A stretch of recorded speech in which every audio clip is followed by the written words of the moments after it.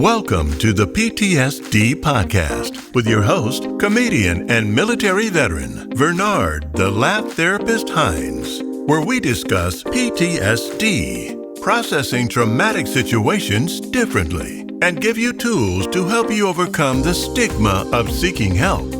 If you're ready to be inspired, then welcome to the Stigma-Free Zone. Here's your host, the laugh therapist himself, Vernard Hines. What up, everybody? It's your boy, Vernard Hines, a.k.a. the Laugh Therapist. And listen, I thank y'all for being here, rocking with me as usual. Listen, y'all know I call y'all my patients. All y'all my patients because I am the Laugh Therapist, y'all. But you know my tagline. I am not licensed. I am just medicated. So listen, y'all, I have a great show tonight. We have some veterans and we have a military spouse. And listen, all of these people are professionals, and they asked me, the laugh therapist, who could not get out of school because the SAT test scared him because he thought it was the abbreviation for Saturday. So listen, I am with some intelligent people. So as they are intelligent, they're going to make me intelligent. This is our Veterans Day special.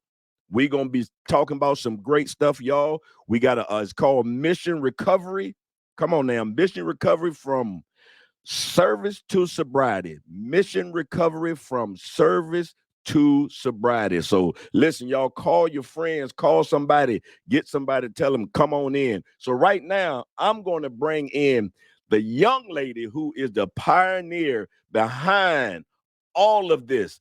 Put your hands together, y'all, for Miss Jessica McGraw. How you doing, Jessica? Hey, Bernard. Thanks for having me. No problem. I want to thank you for even just having this platform for veterans to be able to come up here and explain. So tell us a little bit about yourself.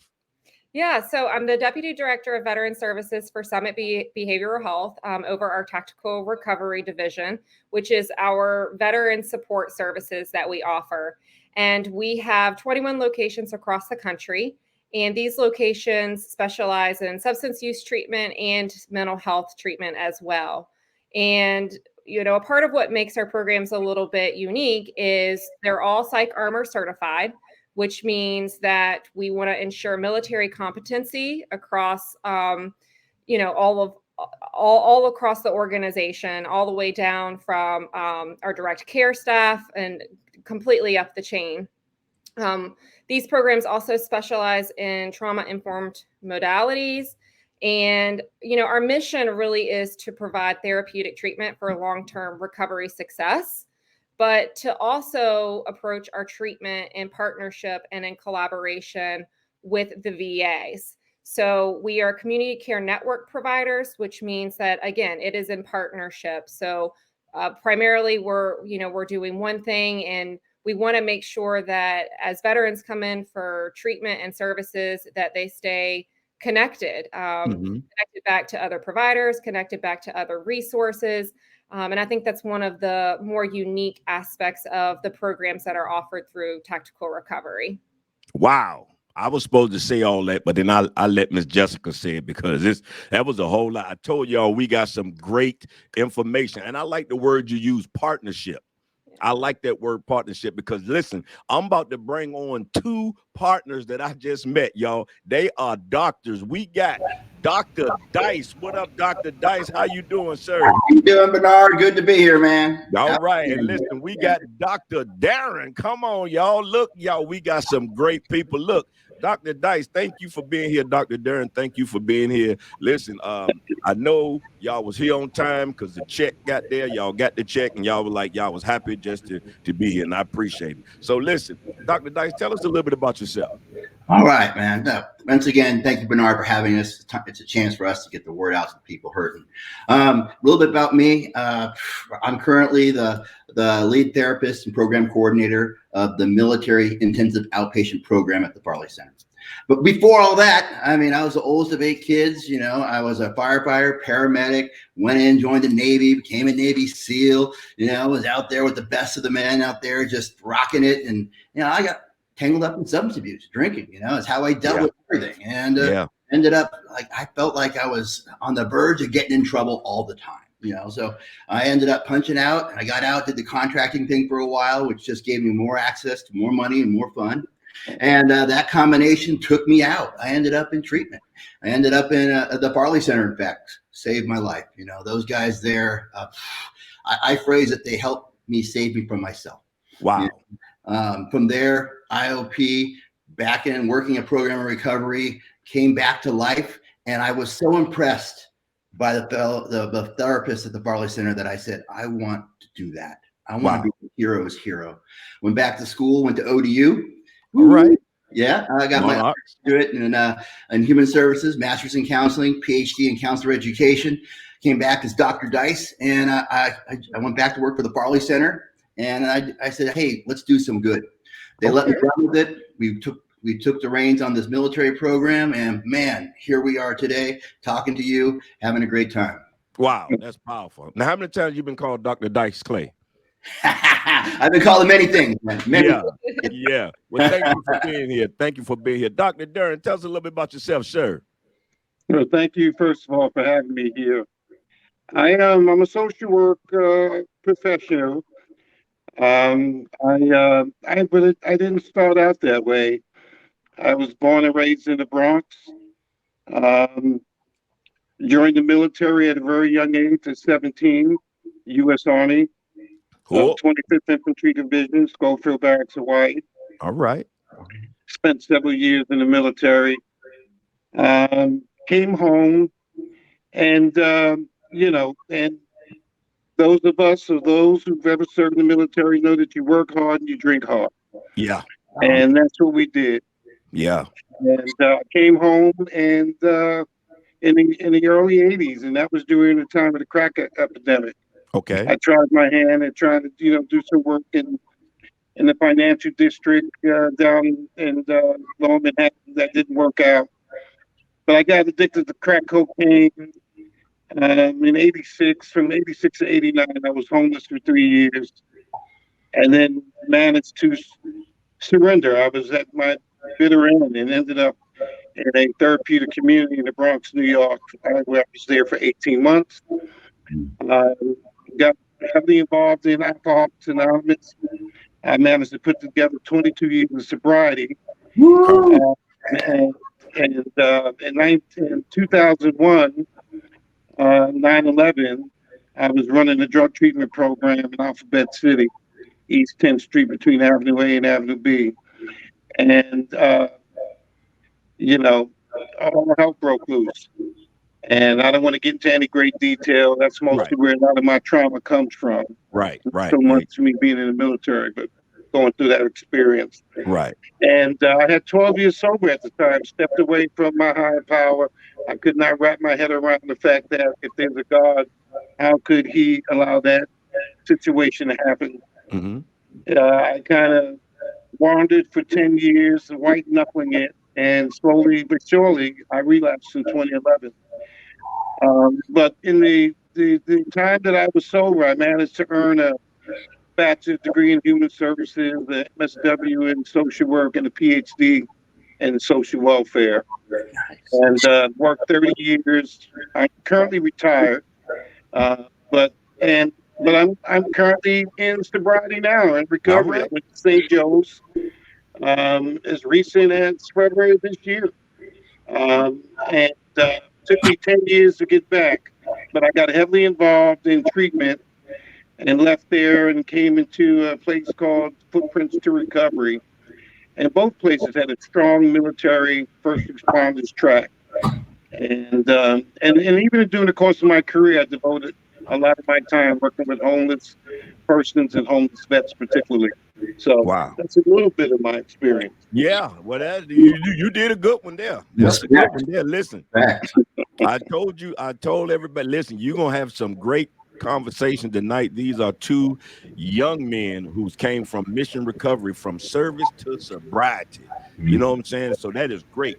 So listen, we're going to jump right into these questions right now.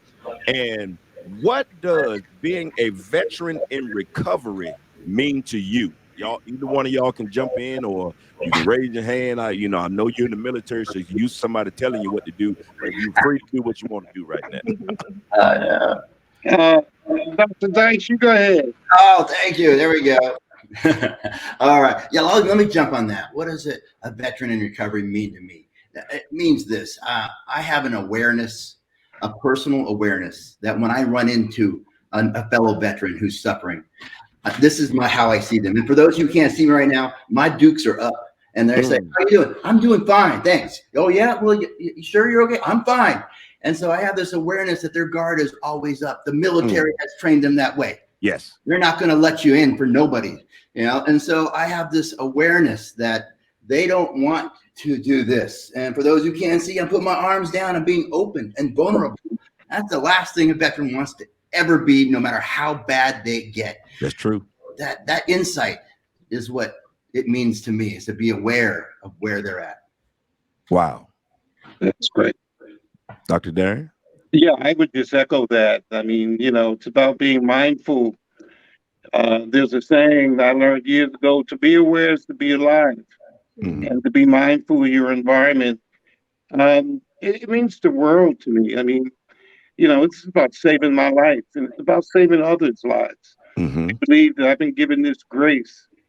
My higher power has given me the grace, which I like to refer to as the gift of sobriety. Okay. And, this gift is so important. This grace is so important that I can't keep it if I don't give it away, if I don't give back. In my life, at this point in my life, that's what it's been all about. Giving it back, trying to help another alcoholic, trying to help another veteran. Because, the veteran population out there who are struggling with alcoholism and other addictions are also struggling with homelessness. Correct. Post-traumatic stress disorder. Yes. Trauma. There are all these layers and dimensions that, it's like peeling the proverbial onion, the layers, and getting through those layers to get to the person. And once we're able to do that, you have something tangible to work with. But it's a process and it takes time. So, veterans programs, or the work that a lot of programs do in helping veterans. Let me tell you, VA saved my life. All right. Many times. Thank God for the Veterans Administration. That's right. That's right. So it means the world to me. But most importantly, what it means to me, it's about giving it back, playing it forward. I believe that that's what my purpose is right now. All right. Ms. Jessica, I'm not going to leave you off. What does working with the veterans in recovery mean to you? Well, I'm glad you asked. So I say this probably way too often, but it's true. I mean, my personal and my professional mission is to make sure that they receive the services that they need and they deserve. And I'm a certified substance abuse counselor, so I have a little bit of that clinical background, but my husband is also an active duty service member. So of course, being able to make sure I can help take care of what we consider our extended family members is, I want to be able to do that. And so, offering these programs through Tactical Recovery, it kind of just all collides for me. And I'm really passionate about what I do. And I just want to make sure that, again, our vets and our service members get all the things that they need so that they can carry on with life and be happy and successful and have opportunities and all of those good things. That's good. That's good. Bernard, I have an alibi on that. Go ahead. And this is right after Allie. You're going to appreciate that. Being a veteran in recovery, okay, access to our superpower, man. The gallows humor that we all have, the brotherhood. We can rip on. I mean, I can rip on Army right now, and you guys aren't going to hate me forever. There you go. True. And that is a powerful tool to get through to people, because that's right. Camaraderie is what they miss. Correct. Service. Yeah. Correct. So that is so important, and that right there is one of our key tools for getting through. And if I can add that, even the military first responder group that I'm very involved with here at Footprints to Recovery, where I'm currently in IOP, and I'm near the end of finishing, but I plan to always come back. This is a special group of men and women. And we do rip on each other, Yeah, I don't want to sit next to no Marine, but a lot of musical chairs going on, but we love each other and we understand each other.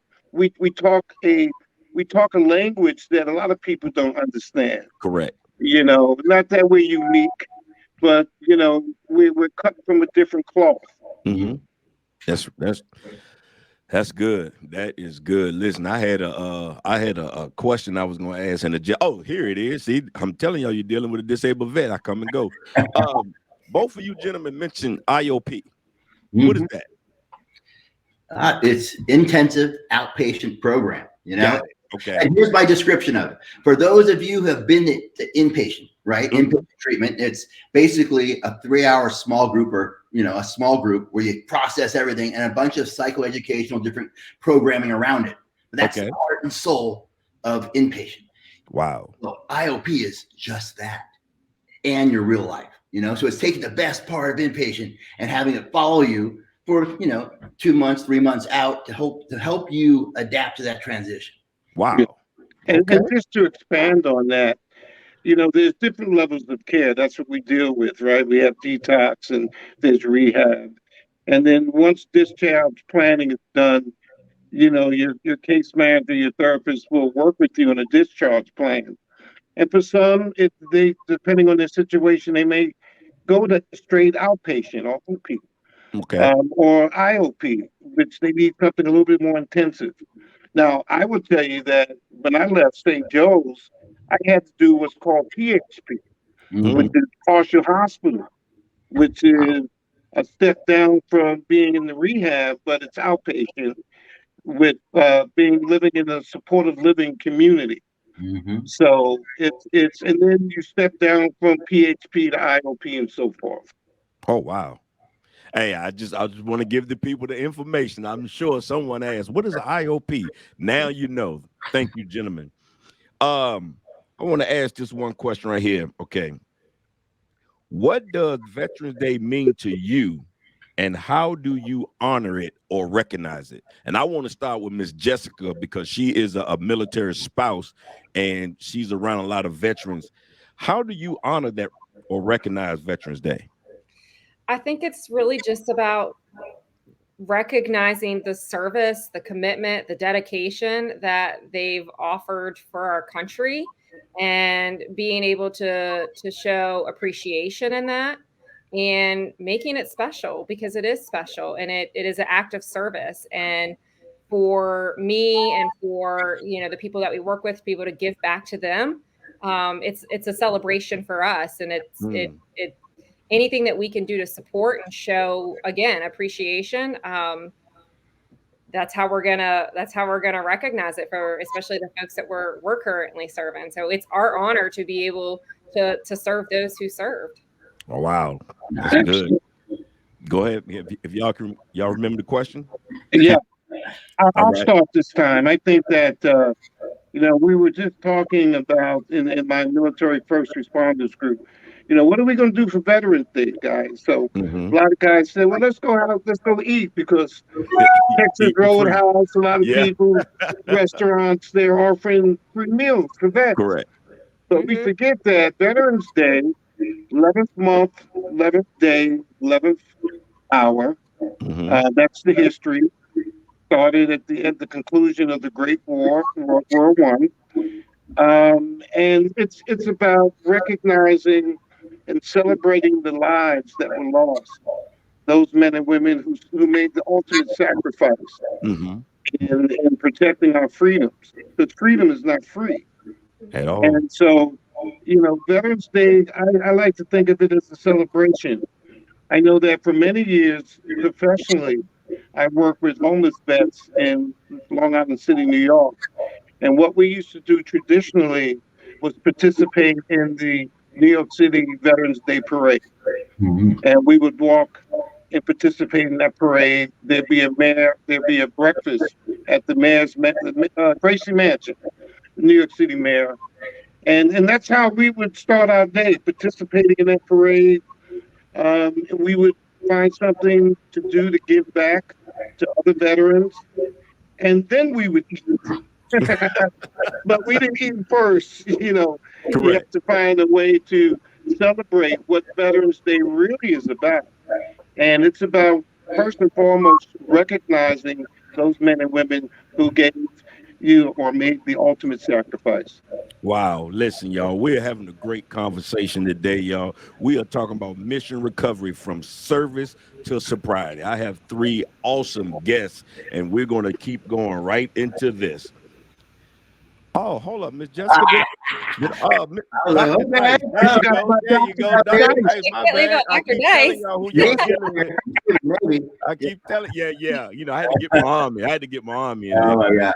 Go What Veterans Day means to me, and for me, it's a two-part. Okay. The first part is, I'm going to reach out to every single vet I know and come on and thank them wholeheartedly, look them in the eye and thank you, because I know what it means. Mm-hmm. But the second part is something that I didn't used to do that I do now because I need to, is I take a moment for me and remember the honor that I have for serving. And I'll go out by myself. I'll lift the flag.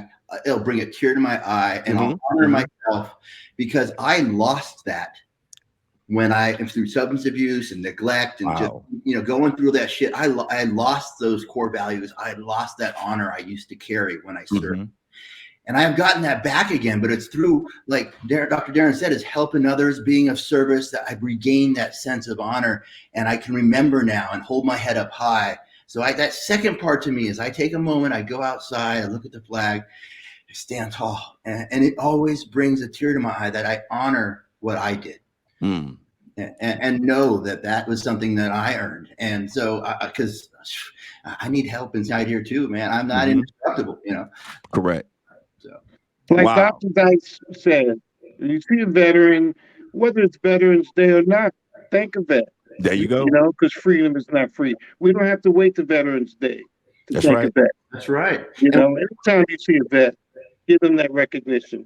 Correct. And when someone thanks me, I try to always, thank you, and receive the thanks, allow that to kind of come over me, because it's something I used to blow off. Okay, thank you, you too. Yeah. But to allow that to take hold, it's meaningful and it means something. Correct. I mean, it makes you think about, some of the stuff that we did. You know what I'm saying? Some of the occupations we went to, some of the deployments we did, and it's like, I'm glad to hear you say that, Dr. Dice, because I honor myself. You know what I'm saying? And my family always tell me, no, you deserve to be honored. You did 20-some years. You know what I'm saying? Right. So, damn. So yeah, so that is good. This falls down my line, but I want to ask y'all too, and I'm gonna speak on this. Does Veterans Day ignite any feelings or emotions related to your lived experience as a service member? And what I'm going to say, I'm going to start with that. I had best friend of mine. We used to always talk every day, and he passed in the war while we were stationed together. And when Veterans Day comes up, when Memorial Day comes up, and you can't get away from it because Facebook gonna bring up memories and stuff like that. So I honor that by what we talked about me doing my comedy, about me doing XYZ. So I honor that by saying I'm living not through him, but I'm letting him. I'm making him proud. Put it that way. That's what I want to say. I'm making us proud. So that's what it does, ignite me, but it doesn't ignite me into being depressed or anything. It's to ignite me into say, hey, continue to be on your grind. Right. Absolutely. I love that. And, in recovery, we call that carrying their message. It's been an honor part of their recovery. And when they pass on, I honor them by carrying their message. The same with my brothers and sisters in the service, the tales we tell, but with the part that lives on is through us and through, reliving those moments. Yeah. And our stories are part of who we are. Yes, and there's people out there who love to hear them. It may not be us anymore telling each other, but there are people out there who love to kind of like, wow, tell us more what happened. Correct. That is part of, keeping them alive, their spirit. Correct. Wow. Yeah. I'm not a veteran in recovery, but for me, Veterans Day and Memorial Day, for me, they ignite a whole sense of gratitude and just thankfulness for people being willing to give away a part of their life and their families' lives and, make those steps and again, take that commitment of service to let us live our lives. Correct. Yeah, I mean, Jessica took the word out of my mouth, and that's okay. We can share gratitude, Yes, we can. you know, because gratitude is something, I think it's a mainstay. I'm so grateful. But I'm also reminded, though, what lights my fire, because I've worked with a lot of homeless vets. I was a homeless vet. I'm technically homeless right now. Okay. You know, I'm not moving back to Pennsylvania. I had to find my niche out here where I currently reside in South Brunswick, New Jersey. And I'm working closely with the VA out here, who now your audience may or may not know, I'm assuming they don't know anything about what's called HUD VASH, which is Section 8 for veterans. Okay.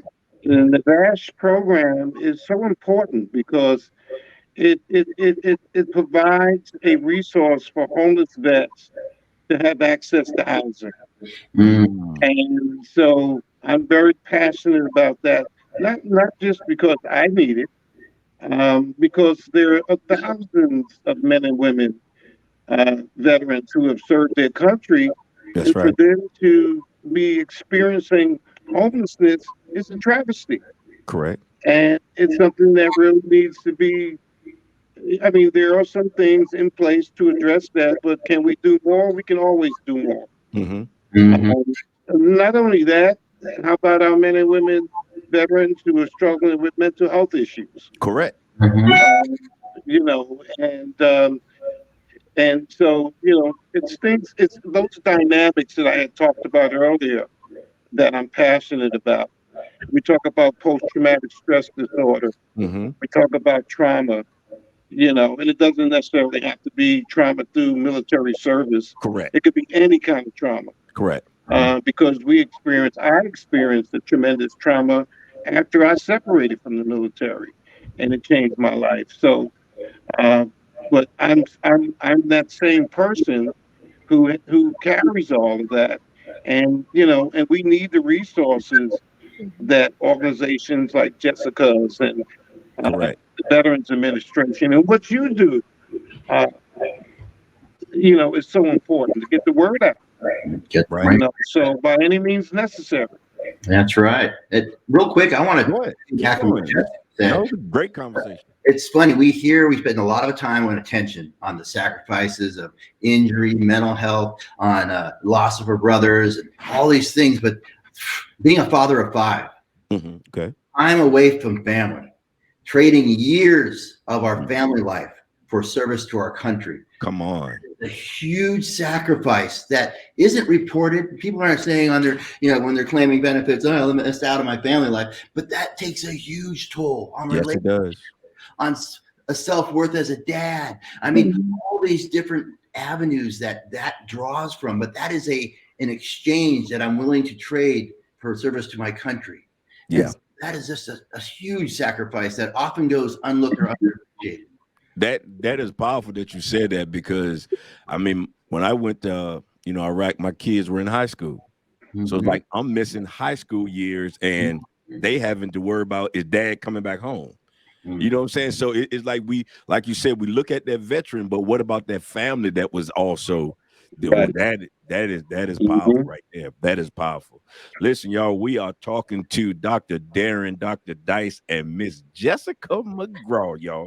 We talking about mission recovery from service to sobriety, y'all. We gonna keep going with this right here. What do y'all do to help with stressful situations? We're going to YouTube, Miss Jessica, because I know you got a part that you play in what you do. Yeah. So I'm gonna come to you first. What do you do to help with stressful situations? Okay. So for me, I practice yoga. There you go. And I teach yoga. Okay. And so I'm a registered yoga teacher, and I actually specialize in what's called Warriors at Ease, which is a military and veteran first responder dedicated type of yoga. And so I have the unique pleasure of actually being able to teach veterans and service members and their families this practice of yoga. So that's kind of how I have found a way for me to relieve my stress and then hopefully be able to give back to relieve others people's stress. And it's something that I love and I try to incorporate daily, even if it's just breathing practices or if it's movement or both, or if I teach a class and I don't practice a class. But for me, that's where I turn. Wow. That's good. I'm glad you mentioned, Jessica, about yoga, because trauma yoga is something that I've done here, because there's a lot of body work that we do and to get in touch with or do the trauma work, the treatment that's involved, the approach. There are many different, but trauma yoga is one, because there are a lot of memories that are repressed through trauma experiences, but a lot of it is stored in the body. Absolutely. The body keeps the score, which is a great book that talks a lot about that. And for me, also mindfulness meditation is a big one. I think we mentioned mindfulness early on, but it's a whole approach, and just about just being present right here, right now. Um, how often do we drive down the road and get to a certain point and don't know how we got there? Yeah. You're like, oh, wow, what happened? Yeah. I can't tell you how many exits I missed that way. Yeah. But the mindfulness approach keeps me aware of my surroundings, and not just with my surroundings, but with my body and what's going on in my mind. I would be remiss if I didn't mention AA. I'm very heavily involved in Alcoholics Anonymous, and of course the work that I do here currently at Footprints. There's a big trauma approach here, where I'm involved in what's called EMDR, or brain spotting. I mean, those are technical terms. Those are approaches that are used to help to recall repressed memories, and to be able to learn to live with trauma. I will never forget my trauma, or the issues related to my post-traumatic stress disorder, but I can learn to live with it.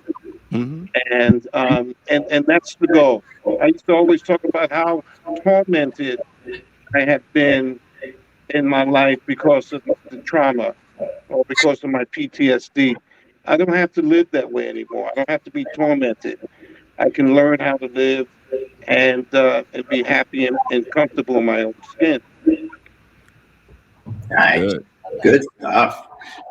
For me, Bernard, I mean, first and foremost, number one, don't make it worse. Stick in the hole. I mean, a lot of my first instincts are to make something worse. More painful.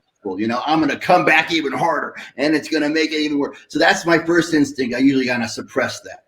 The second one, I learned this in the rooms as well, Dr. Darren. I'm going to grab the throttle of life, and I'm going to pull up to 10,000 feet and take a bird's eye view of my life and realize what I'm going through is just a little piece. That's right. It's not going to mean that much in the end, so I pull up quick and get up there. And if that doesn't work, I bust out the old gratitude list.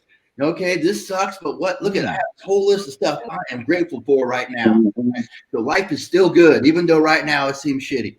And the last one, I tell someone about it, I share my sponsor, I share it in a meeting, I just call a friend, my wife. I mean, I let that shit out. And that's something I never used to do, because we're taught in the military, handle your shit, Right. So now I'm more like, hey, what do you think was going on here? And I'm open to others' perspectives. Wow. That's good.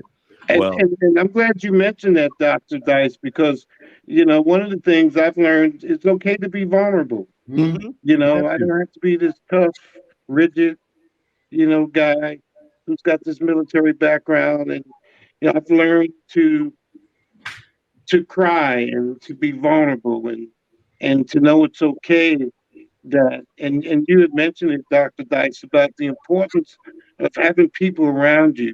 being connected, because addiction is about disconnection. Exactly. You Okay. know, and sobriety and recovery is about reconnection, Mhm. and it's about being around people, like-minded people, who can identify, not compare, but identify with what you're going through and what the struggle is. And that's the way it is with the military first responders group. Okay. You know, there's a lot of differences, but boy, there's so many things that we have in common, that those are the binds that keep us together. You know, that connection is so important. Wow. That's Mhm. good. Yeah, we got to have connection. Got to have connection. And mine is basically laughter. I try to I laughter has been such a important part of my recovery Mhm. because it has allowed me to get on stage and really speak my truth and make people laugh about it. I mean, Mhm. veterans will come up to me and say, "Hey man, I know exactly. I can relate to that. I just want to be relatable. That's really all I want to be." So on Veterans Day, I will be doing comedy at a VFW here in Norfolk, Virginia. And I just want to just always, because I take on a lot of stuff. We Mhm. all do. We take on a lot of stuff because we figure we can handle it. And I like what he said about tell others. My family is my boundary. They tell me, sit down. Sit down. They got Sit the down. You're doing too much. come back here. Yes, all over the place. And you have to be vulnerable, you know.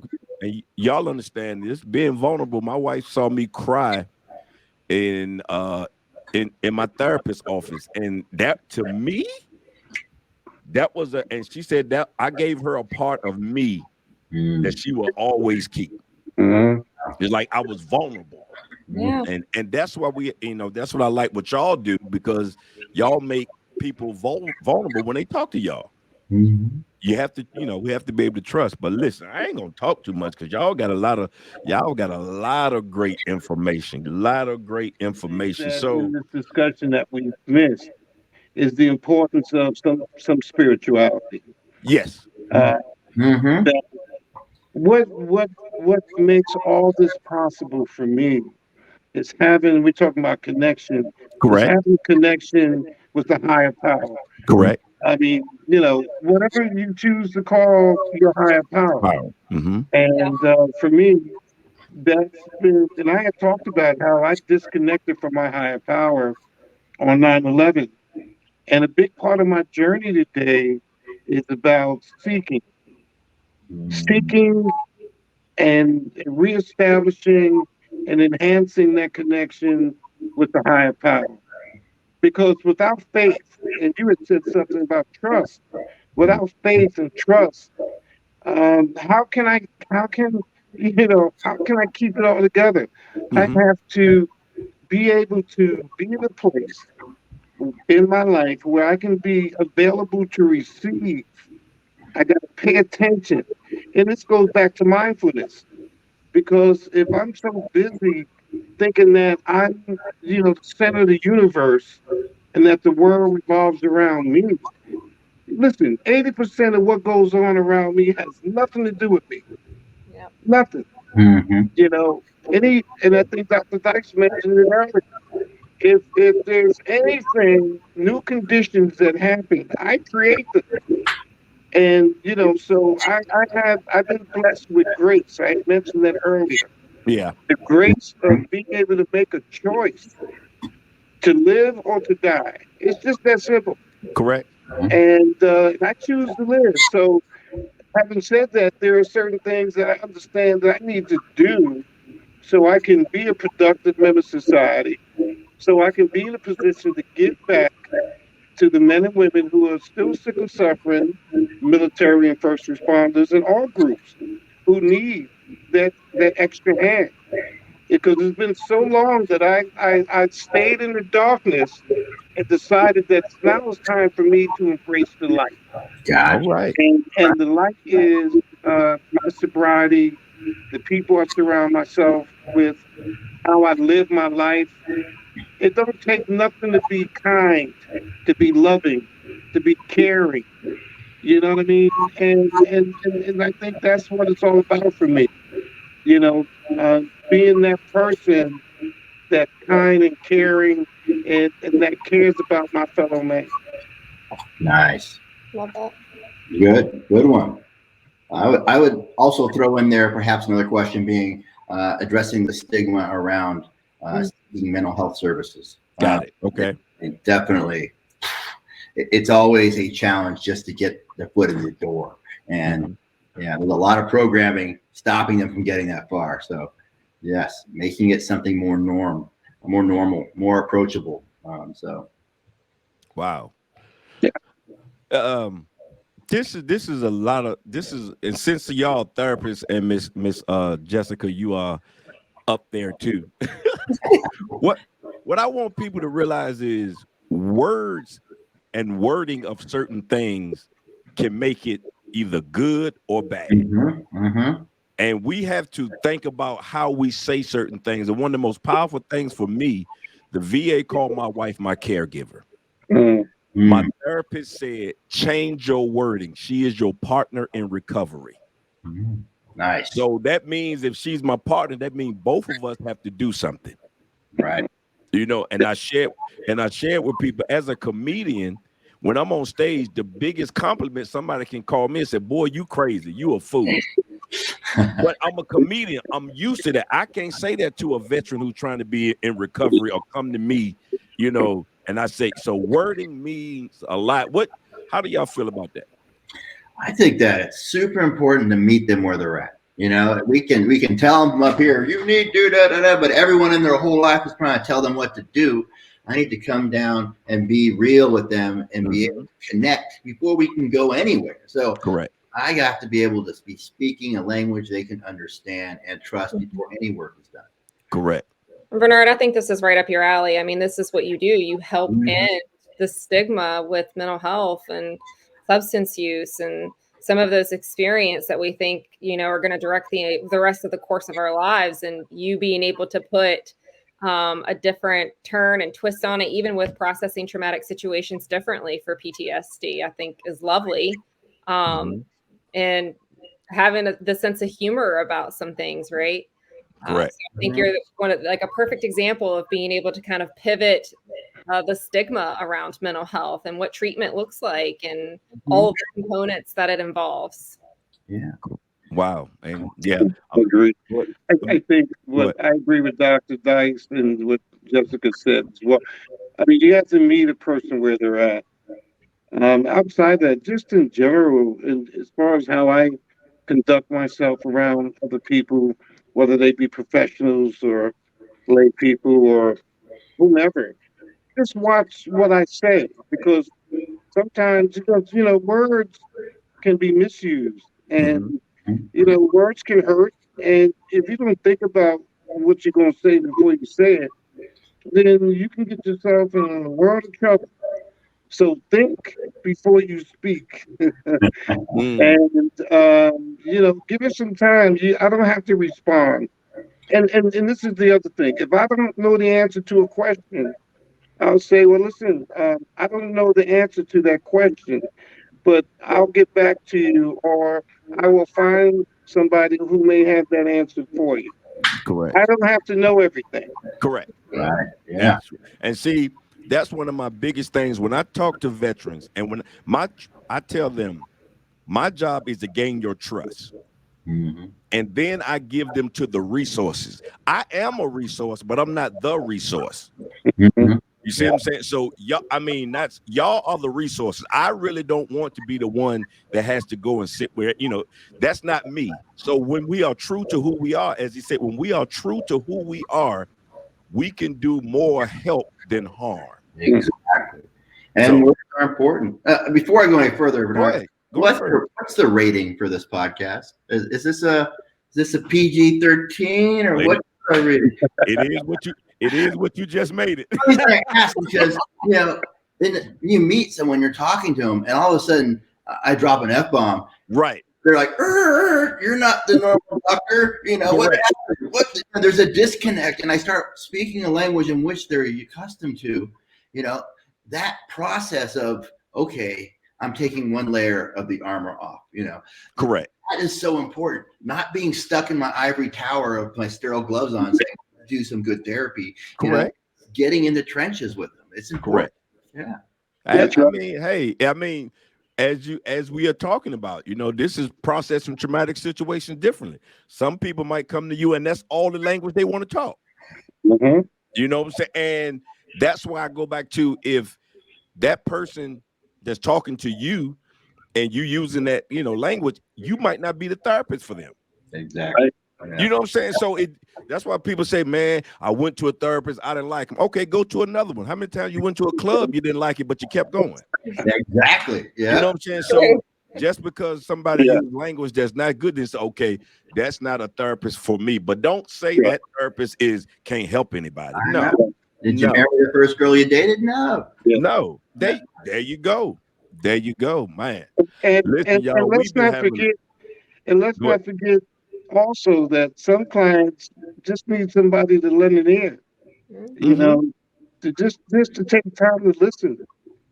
The reason why I became a social worker in the first place is because the social worker that helped me when I was really struggling, when I was homeless those many years ago, took time with me. Just listen and just allow me to talk. And then I just felt so comfortable because then that person told me, let me know they were hearing me by interjecting things, let me know that she heard me. Correct. You know what I mean? So it's very subtle, but at the same time, very powerful. Correct. Sometimes I don't have to do a whole lot of talking. I think that's part of the connection piece, right? Sometimes I implement an exercise before we move into a yoga practice of connection, and offering people the opportunity to actually sit back and listen while another person speaks and not have verbal communication while the other person is talking. And it's really challenging for someone to sit back and not verbally respond to what others are saying, because it's our natural tendency to interject and interfere and tell our story. But it's really interesting to see people's experience. But a lot of times we just want to be heard. People just want to be heard. And that's what creates those connections, right? Absolutely. Wow. And for a lot of people, there's a lot of people who feel the need to want to rescue. Yeah. Right. I need to rescue you. And sometimes, like you were saying, Jessica, we just need to sit back and listen and hear what the person has to say. And sometimes people are going to do what they want to do. And that's what I had to come to grips with. It's like, I ain't gonna be able to help everybody. Some people just ain't gonna want to, it's like, man, you laugh too much, man, all you do, so I get that. So let me give you to somebody else who can get you the resources, because that's all we are resources. We're not, like you said, we're not trying to fix anybody. We just trying to get you to the resources. But as you can see, my thing on the back behind me, straight out of therapy. Hey, I preach that. I love my therapist, and I take my meds. You know what I'm saying? I'm not ashamed to say, hey, I have had so many people want to come and talk to me through Facebook or message, because I'm open.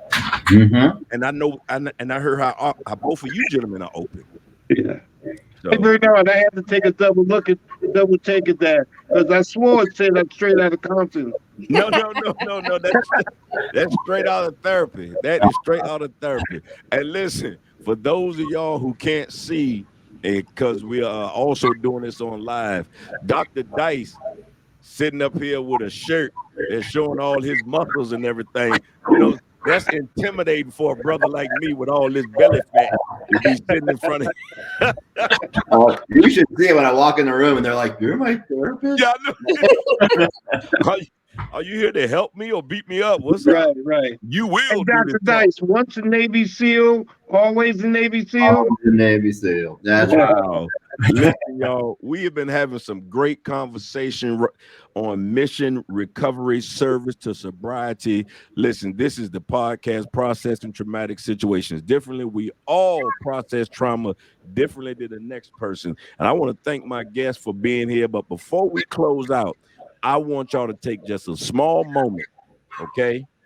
What would you say, you too, Miss Jessica, what would you say to that veteran that is struggling with their recovery? What positive words you can give them, something small, something sweet, that to keep them to going. That person about to give up, but what would you say first? Because I think that I would keep it simple, and I would say just keep moving forward. Just keep moving forward, one day at a time, 1 minute at a time, 1 hour at a time, one decision at a time. Take a deep breath, maybe 2 or 3, and just keep moving forward. That's it. Mm-hmm. That's it. Mm-hmm. I would say that it's not how you fall, it's how you get up. Okay. And that there is hope for you. And please don't leave before the miracle happens. Wow. Mm-hmm.